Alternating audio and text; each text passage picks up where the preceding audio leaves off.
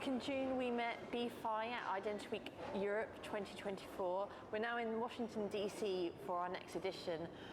It's really great to speak to Klaas Zwart, who's founder of BFI. They've joined us for our US edition. It's really great to see you again. I see you too.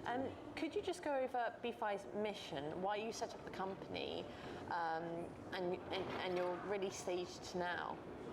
Well, my whole life I've been a bit of an innovator, and I ended up with a oil company doing 250 patented solutions, and I was looking for a new challenge. So around 2006 I thought, how about cybercrime? Can I look into that, make that my next challenge in life and next mission?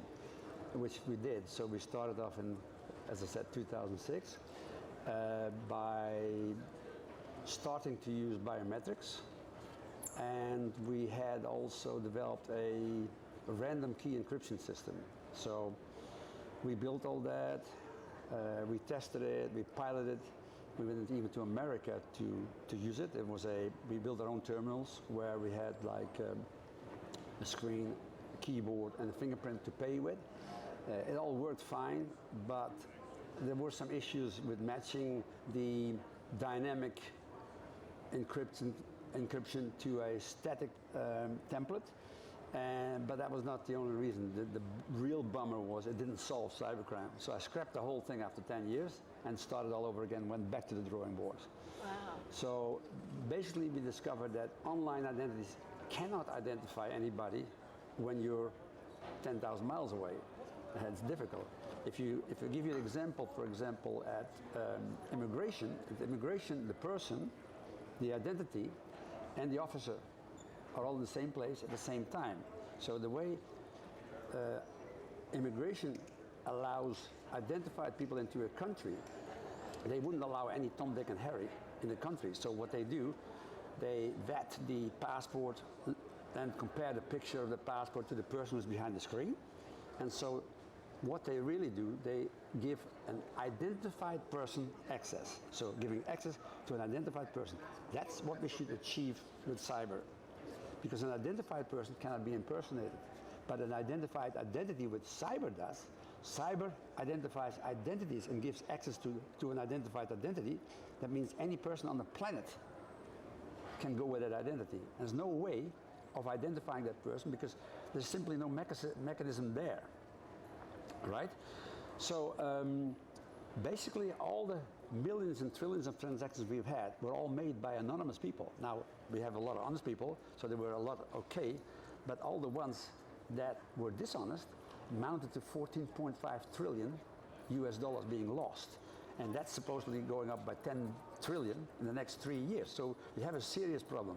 So as I said, that means that all transactions have been made by anonymous persons, and we developed a system. After 10 years, as I said, we scrapped, we restarted and looked at the access control. So we then started a platform where we pre-enroll people, and we now identify the person offline. That means once that person identifies him or herself offline,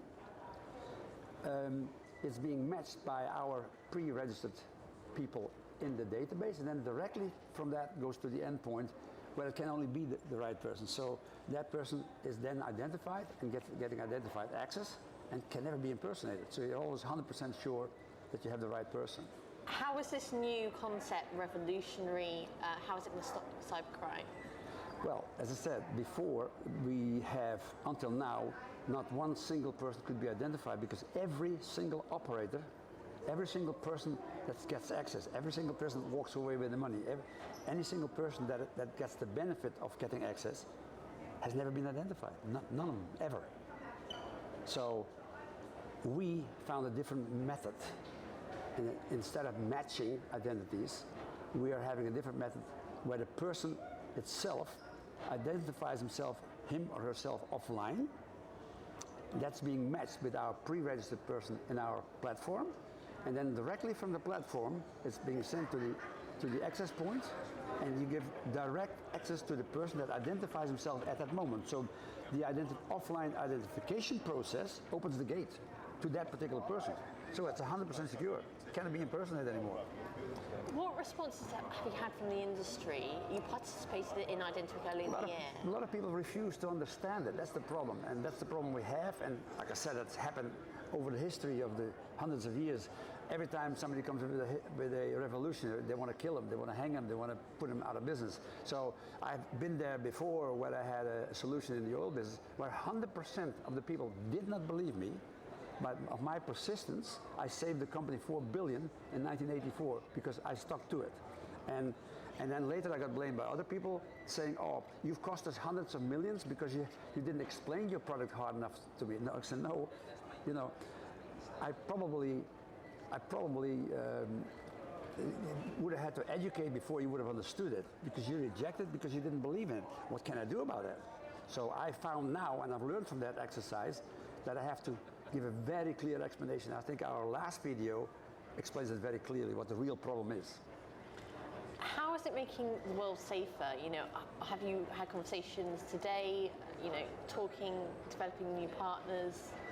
Well, safer, if you think about power grids, airline control centers, traffic control centers, we could have any time of the day planes dropping out of the sky or trains hitting each other, being total chaos, any time of the day, because none of the transactions are secure. We make it secure by knowing who is getting access, and that stops it all. Fabulous. It's great to speak to you today and catch up. I hope you have a wonderful rest of the conference. Thank you very much.